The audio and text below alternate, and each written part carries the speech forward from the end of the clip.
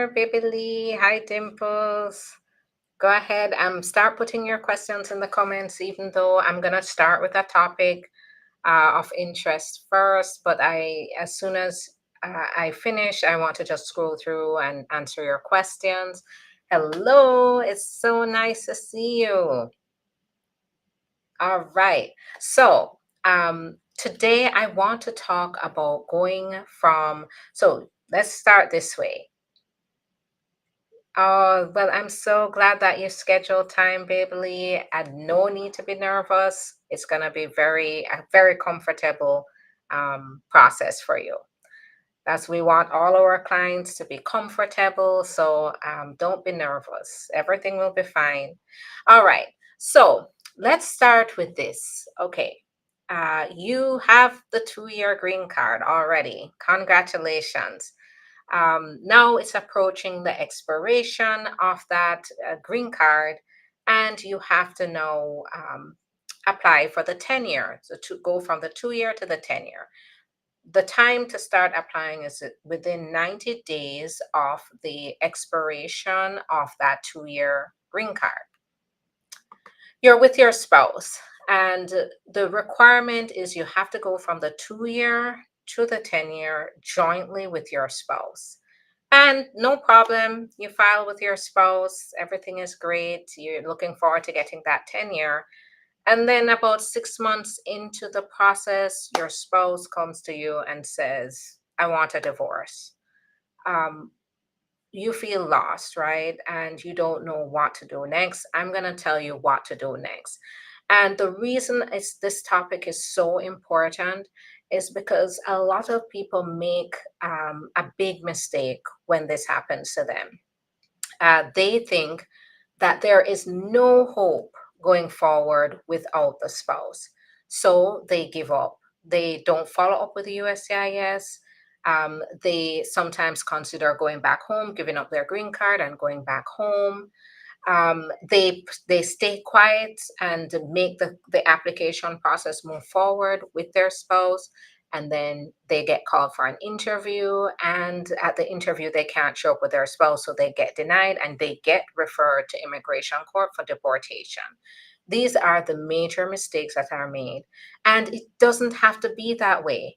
You know what your reaction could be. I know it on the marriage side, it's devastating, right? Especially when they've blindsided you. Most times it's not a surprise. But in the case that you do feel blindsided and betrayed, I can understand that. But on the immigration side, there is no need to step back from your process or lose hope about getting your 10-year green card. As a matter of fact, once you've decided that you're going to move forward with the divorce, it's in your best interest to push forward and get that divorce done as soon as possible, because when you get that divorce decree, it's going to empower you to apply for a special waiver. You can apply before the divorce is finalized, by the way. But in order for immigration to finally approve your tenure, they need to see the final divorce decree. Now, the way that this works is once you know you can't apply with this spouse anymore because you're going to get divorced, then you push forward with getting the waiver done. You submit that updated waiver to immigration, letting them know your spouse is no longer involved, and you had a bona fide marriage. It's not it just didn't work out, and you can show the divorce decree or show proof that the divorce is moving forward. At that point, you can take control of your own 10-year green card process, and they won't be looking for any spouse to sign off on any documents or to come into the interview with you. Another thing to consider here is, what if you were mistreated, right? In the case where a spouse is, they're coming to you suddenly saying they want a divorce, usually it's not a surprise. Maybe there are some behaviors, a pattern of behavior that amounts to mistreatment. And if that's the case, you can also apply, even before your divorce is finalized, you can apply for a waiver based on extreme cruelty or abuse. So you have multiple options here. There's even a third waiver option for extreme hardship. Now, you do have to show that whatever extreme hardship has developed in the past 2 years that you had the 2 year, that if you don't get the 10-year green card, it's going to lead to an extreme hardship because of something, change in circumstances, some event that occurred over the past 2 years that will now lead to an extreme hardship if you lose your green card. So the point of this is you're going from the 2 year to the 10 year. Your spouse is somehow they can't be involved. It's not the end of the road. Don't give up. Don't not contact immigration, but contact immigration through an attorney. Make sure you do it right because you can't just call immigration and say, "Hey, I'm applying for the 10 year from the 2 year, but my spouse is no longer there." You have to submit a formal waiver, right? Along with your I-751. If you've already submitted your I-751, it's never too late to submit that waiver. But you must do it before they make a decision on your case. Because if you don't clearly state that you want a waiver, then they're going to deny it. And here's the really bad consequence that comes along with that is that if they deny your 2 year, the 10-year green card going from the 2 year, they will refer you to immigration court for deportation proceedings. So you definitely don't want to waste any time on this. I say it's urgent. And there was one very unfortunate situation that I found where I clearly advised an individual to get on it, get on the waiver, and they didn't. They didn't follow my advice. They didn't become my client. But then a year later, they called me and it was a lot nastier. They were in deportation proceedings. Our case was denied because this person did not, jump in and hire me and or hire an attorney, if not me, and qualified immigration attorney to handle the waiver. Could have been really simple. She did not do that, and so it went to immigration court. And at that point, it's a lot more expensive to deal with.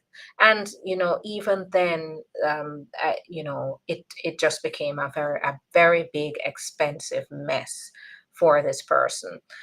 So make sure that you treat this with urgency and you invest in doing this correctly. For example, I had another client. As soon as she knew she was going to divorce, she contacted me. We did what we had to do, and she's a 10-year green card holder now, going on to get her citizenship. So it is very important that you not waste any time here. All right.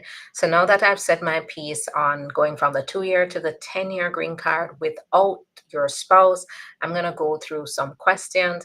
So today I'm going to start on TikTok so I can, because I see a flood of questions coming in. So I'll start on TikTok and work my way around to Instagram. So bear with me as I make my way on each platform. Can I apply for I-751 late with a good reason? Yes, you can. And I say this, better late than never. As long as you're not issued a notice to appear in immigration court, you should apply for this because it means less. It's very likely that they will accept the case. Um, Master hearing 42B in February, visa entry toddler, son, citizen, mom, resident. So I'm not sure that is very jumbled. I'm sorry. You have to rephrase it. Can I have my I-130 petition submitted and work permit and do the green card later? No, you cannot get a work permit based on the I-130 petition. Get in touch with us. Let's talk about what you're trying to do here and what your goals are here. Because the I-130 petition alone is not going to get you the work permit. The work permit is based on the adjustment of status application that you're filing while being here in the US. Can I get a green card without me leaving the country? It's possible. I'd have to talk to you specifically to determine whether you qualify for that, but that's what we focus on here at the firm is helping people to stay here in the US and get their papers, their work permit and their green card. I got this message yesterday for I-130. Request for initial evidence was sent. What does that mean? It means they sent you an RFE. We call it a request for evidence. It could be anything. It could be something really simple like go do your medical, which is right now it's good news because it means that, well, the I-130, they don't ask for the medical. The I-130, that's for the I-485. The I-130 petition is usually based on the family relationship. So whenever you get a request for initial evidence, it can still mean that they just want some simple document that they don't have in the file that they need, or they may go as far as to ask you to show proof, more proof of the family relationship or the spousal relationship. How can I find you? Please go to the link in the profile. You'll see everything you need to get in touch with us. At the very top of this comment section on TikTok too, you'll also see the number. Give us a call. There's staff waiting to help you. Question, my son's green card got lost in the mail. Do I have to pay to get a next green card? It depends if it's the fault of immigration, like you gave them the correct address, but they still sent it to the wrong address. That means that immigration will not charge a fee. But if it went to the right address and somehow it just was not picked up, then they're gonna charge a fee. Can you speak on I-130 financial information? So there's no I-130 financial information. There's the affidavit of support that either is presented at the embassy or with the I-485. And that just means that when a petitioner is sponsoring an immigrant, they have to show the petitioner or a joint sponsor has to show that they make enough money to support the immigrant to come to the US. Good afternoon. Where can I find to answer that?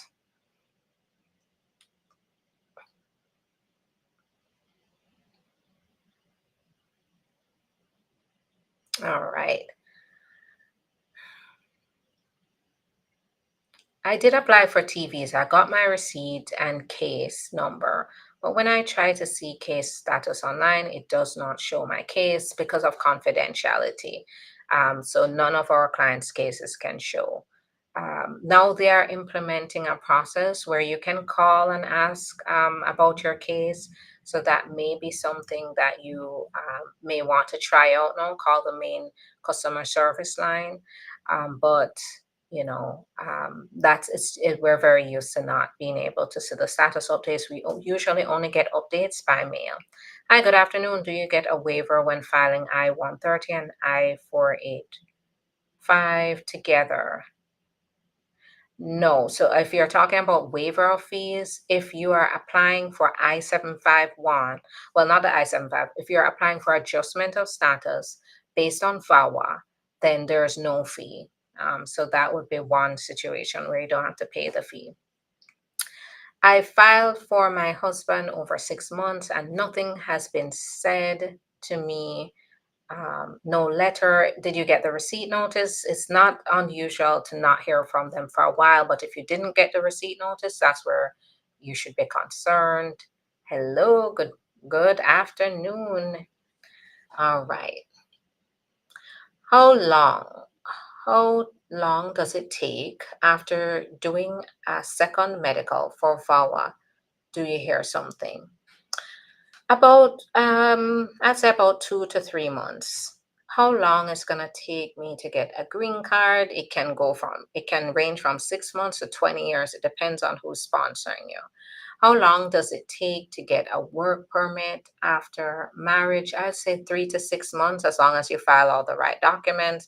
I submitted a green card marriage based in January of 2023 and then my RFE in February, and I still haven't gotten any updates since March. Is that normal? Yes, it can take up to 4 months to even hear something back, and sometimes it takes longer. It just depends on what they ask for and what the processing times are at that particular office. If your mom is a green card holder about to be a citizen, how long would over 21 child who overstayed get through?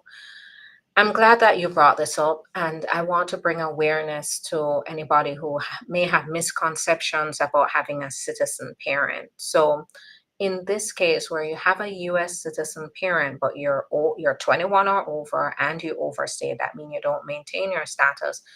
It's going to take 5 to 7 years, but after those 5 to 7 years, they still won't allow you to stay here in the US to get your green card unless your parent, your citizen parent, can show extreme hardship on themselves based on you not getting your papers that would allow you to get this waiver, right? Forgiveness for your overstay.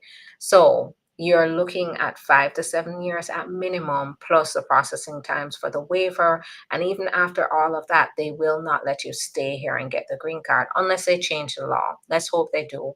But for now, that's the rule. So you would have to still go back um, to your country once a waiver is approved and finish it out there, but at a minimum after 5 to 7 years. So, what I do in cases like this, I have been able to find alternatives. And so, I may be able to find one for you. So, schedule the appointment. Let's talk about your situation and circumstances, what you've been through while being here, and let's see if you have other options. Good morning. If someone filed VAWA and she called USIS to ask what is the delay on his case without his lawyer. Not sure what that. To always consult with your attorney. You should never uh, do anything behind the attorney's back or without the attorney giving their advice, because whatever you do could contradict the work of the attorney, and then it could actually mess up your case. So if you have an attorney, make sure you consult with your attorney before, doing anything on your own. I surely wouldn't appreciate it as an attorney representing my clients because of the complexity of their cases and because of the information that we have to provide. And if the client calls and there's something that I'm not aware of, then it can compromise their case. What if someone has stayed here for more than 5 years without any papers? What he do to change his status? So we look at multiple options, and there's no one way I can tell you right now because I don't know the facts involved. But this is where what we do in the consultation is we go through various options to determine if one fits the situation to be able to change status and get their legal papers here. So this is where the consultation is going to be very important. I have to depend on you to reach out and for help schedule that appointment so we can talk. When you apply for your T visa, can you apply for your travel document at the same time? No. You have to first be approved for the T and then apply for your travel document. Keep in mind, though, um, the travel document is not an entitlement under the T visa, right? So, this is why you don't get to apply for a travel document when you're applying for the T visa. As a matter of fact, a part of the application process is to show that you'll experience extreme hardship if you have to go back to your country. So, if you're applying for a travel document at the same time that you're saying that you can't go back to your country, it contradicts what you're saying. Because how are you applying for a travel document at the same time that you're applying for the T visa? Now, after you're approved for the T visa, you may want to not go home to your country, but you may want to visit somewhere else, or you may have business somewhere else, or you may have an emergency that you need to attend to.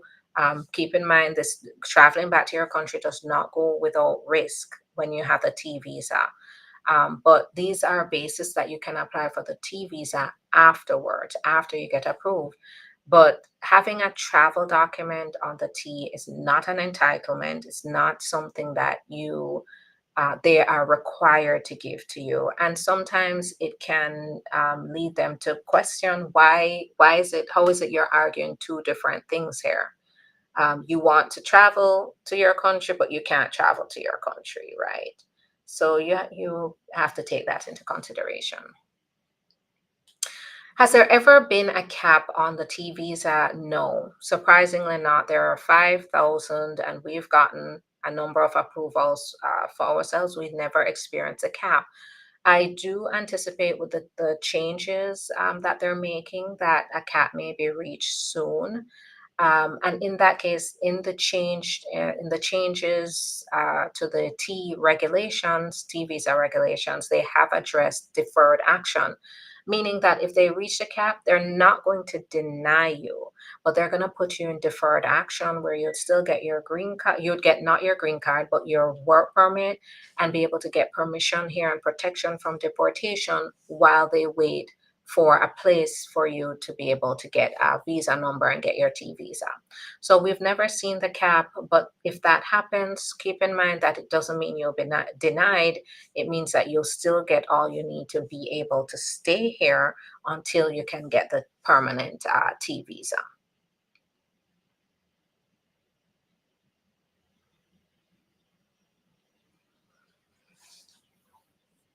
All right. Hi, good afternoon. Do you get waiver? Okay, I answered that. My friend is holding F1, and she had relationship with a guy who is still married, and the girl found out that he is married. Can the girl qualify to file for VAWA or the T visa? I don't want to straight up say no here. You do have to be married. So if say she got married and then she found out he was married at the same time, yeah, that's definitely VAWA if he's a U.S. citizen or a resident. But if she was never married and he ended up, having, having an affair, then uh, it's not VAWA because they were never married. However, we can look at the T visa, but it depends on the circumstances. Keep in mind, the T visa is not about mistreatment, in relationships. It's not about that. The central, um, the central aspect of the T visa is it's you can show that the immigrant, was the victim of a form of trafficking. Now, let me give you a scenario here that would fit within T visa. So, F1 visa holder met a guy who fraudulently promised marriage and told her to move in with him, which she did. Then he started to make her, restricted her from going to classes, told her that she should start doing work around the house, cleaning his house for him, making his food. He had unreasonable expectations of her. And then, in addition to that type of mistreatment, she also finds out that he is a married man. So he then starts to threaten her and starts to make her feel trapped in the situation, starts to say things like, when she finds out he's married and she says, I need to get out of here.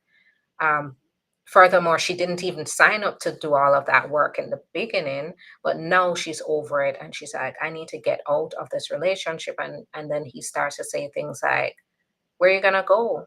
You know, if you leave, I'm gonna call immigration, or you're gonna get deported because you don't have anybody.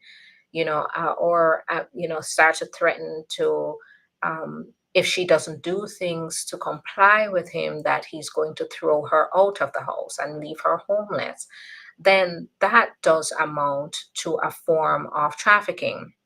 It can amount to labor trafficking because the whole goal was to fraudulently induce her into a situation where she didn't sign up for all of that, but he fraudulently promised marriage, had all these promises for her. And then when she got into the situation, found out he had other intentions for her.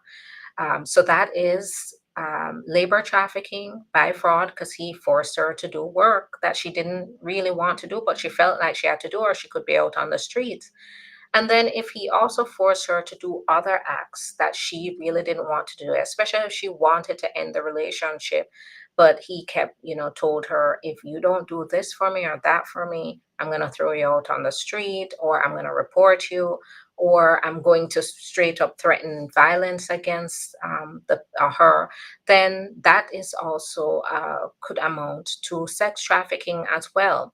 So just keep in mind that there's more to the T visa than just, the mistreatment, emotional abuse by the spouse, the person you're in a relationship with, the intimate partner. It has to be a little more than that. It has to be on top of that.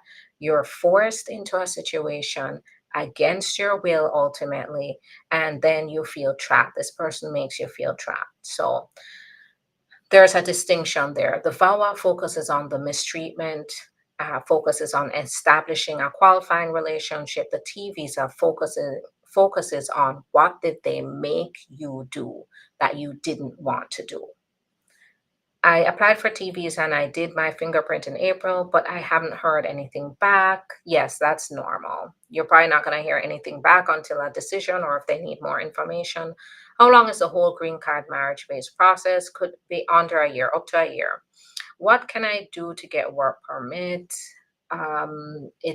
It just depends on your situation. This is where the appointment is going to be very important. Can you approve a travel permit before work permit in a VAWA case? Yes, absolutely, it happens.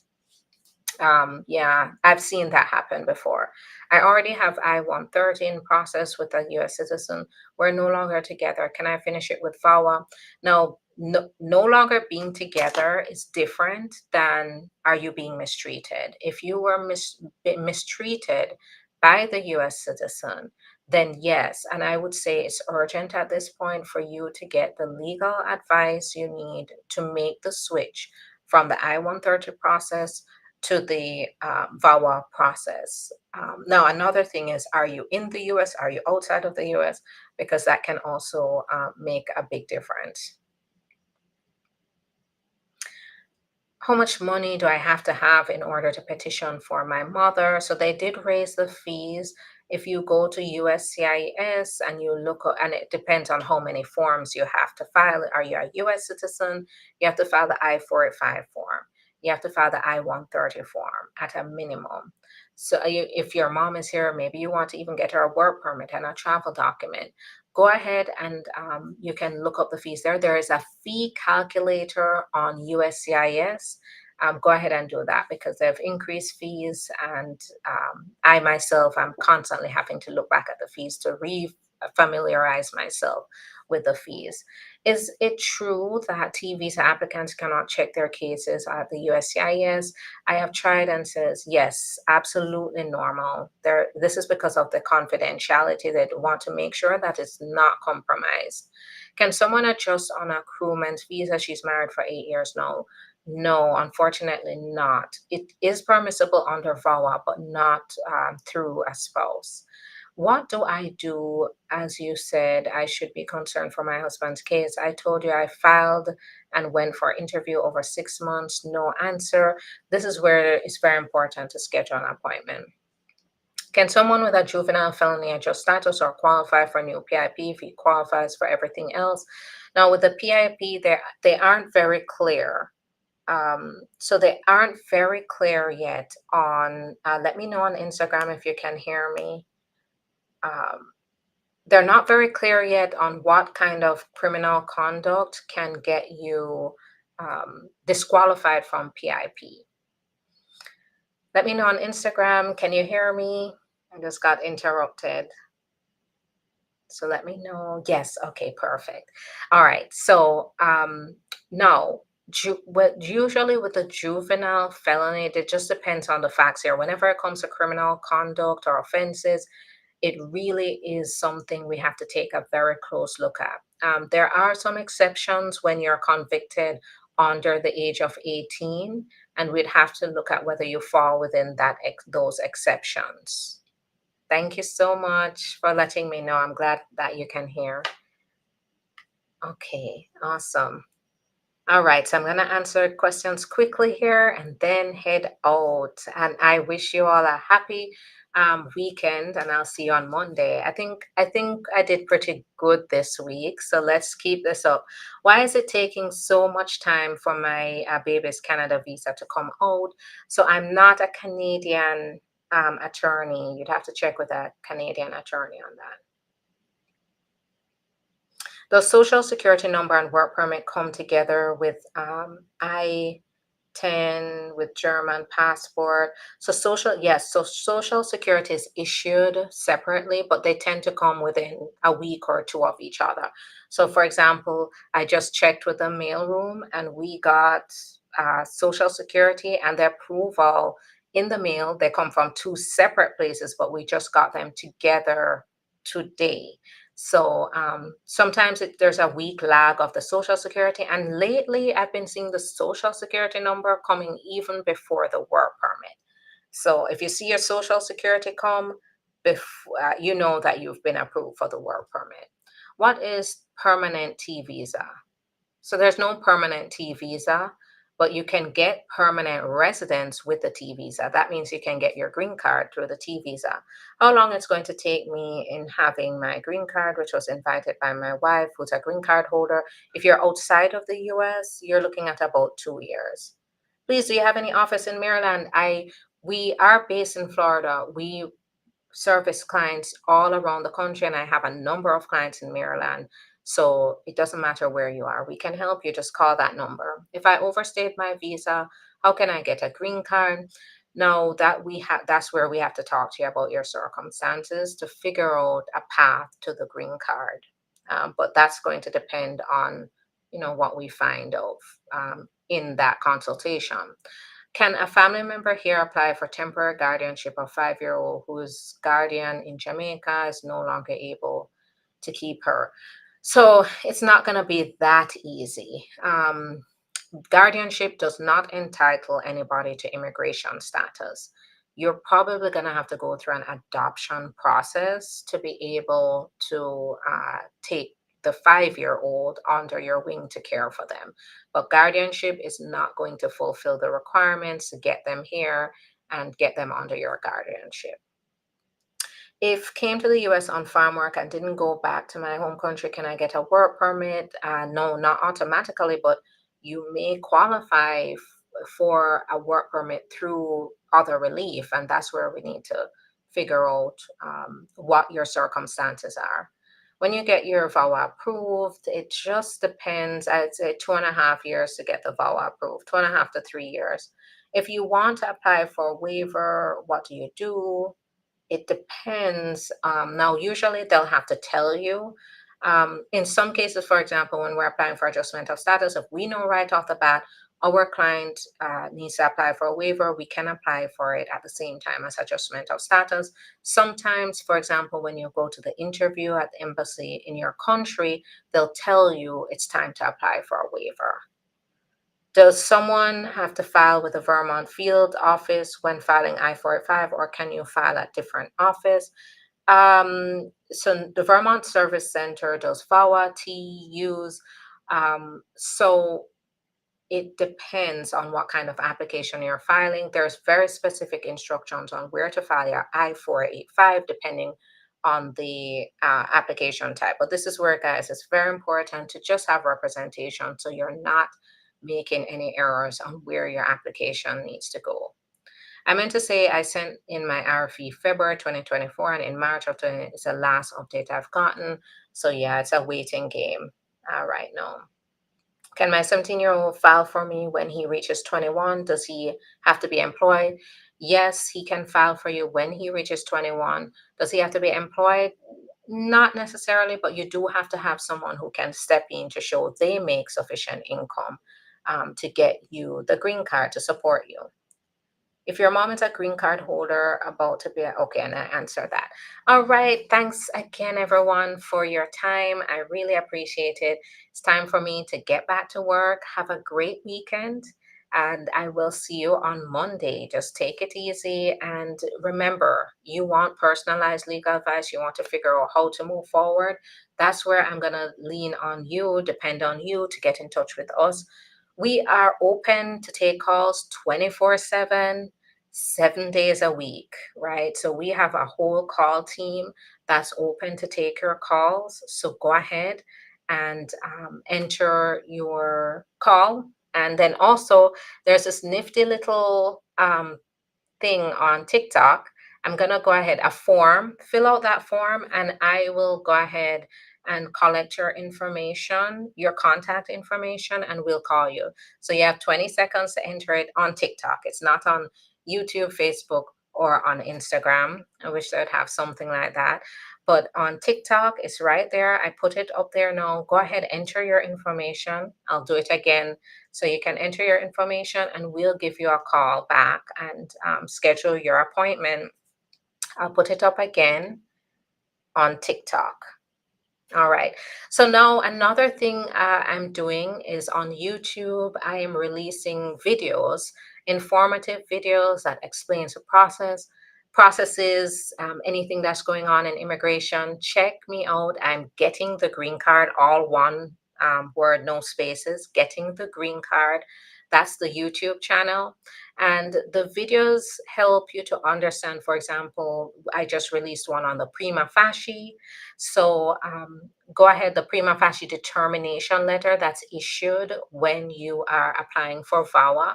So that's one. And then if you want, you can always DM me on any of the platforms to give me ideas about what you want to hear about in detail in these videos. The videos range between 5 to 15 minutes regarding a specific topic. All right, so check me out on Getting the Green Card on YouTube, and I'll see you on Monday. Have a great one. Bye bye.